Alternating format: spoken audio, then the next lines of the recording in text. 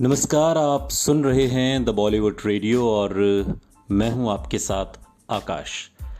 दोस्तों, किस्सा राजेश खन्ना के सियासी सफ़र का है और बात हो रही है राजधानी दिल्ली की नई दिल्ली सीट पर उस मुकाबले की जिसमें राजेश खन्ना का सीधा मुकाबला बीजेपी के कद्दावर नेता लाल कृष्ण आडवाणी से था। 20 मई 1991 दिल्ली में चुनाव का दिन। अपना वोट डालने राजीव गांधी और सोनिया गांधी सुबह 7:30 बजे ही नई दिल्ली के निर्माण भवन पहुंच गए। उनके साथ बेटी प्रियंका गांधी भी वोट डालने आई थी। प्रियंका की उम्र उस समय 19 साल की थी और वो पहली बार अपना वोट डाल रही थी। राजीव गांधी सफ़ेद कुर्ता पाजामा पहने हुए और राजेश खन्ना से मुस्कुरा कर बात कर रहे थे। अगले सुबह यानी कि 21 मई 1991 को हर अखबार में वो मशहूर तस्वीर छपी जिसमें राजीव गांधी और सोनिया गांधी वोट डालते नजर आ रहे हैं। ये सोनिया गांधी के साथ राजीव गांधी की आखिरी पब्लिक तस्वीर थी। 21 मई की ही रात तमिलनाडु के श्री पेरम्बदूर में चुनाव प्रचार करने गए राजीव गांधी की हत्या कर दी गई।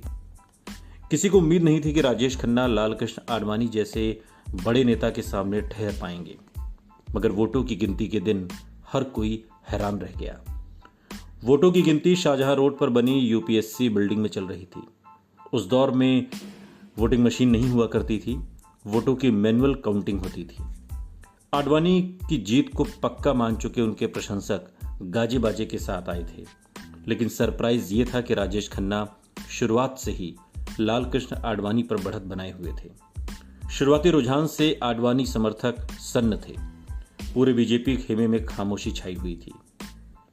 राजेश खन्ना के करीबी भूपेश रसीन याद करते हैं कि चुनावी गिनती के दौरान सतबीर सिल्यास नाम की एक रिटर्निंग ऑफिसर थीं। उन्होंने खबर दी कि 7वें राउंड तक काका आगे चल रहे थे। आडवाणी जी के करीबी लोग तो हनुमान चालीसा तक पढ़ने लगे। लेकिन इस अहम समय पर राजेश खन्ना ने जो किया उसे सिर्फ उनकी अनुभवहीनता ही कहा जा सकता है। उस समय अखबार द हिंदू के लिए रिपोर्टिंग कर रहे पंकज वोहरा बताते हैं कि ये सोचकर कि खन्ना की लीड निर्णायक हो चुकी है, काउंटिंग स्टेशन पर बैठे उनके समर्थक पास के गौरी शंकर मंदिर से फूलों के हार वगैरह लेने चले गए थे, सब कुछ छोड़कर। तभी हमने बीजेपी कैंप से शोर सुना।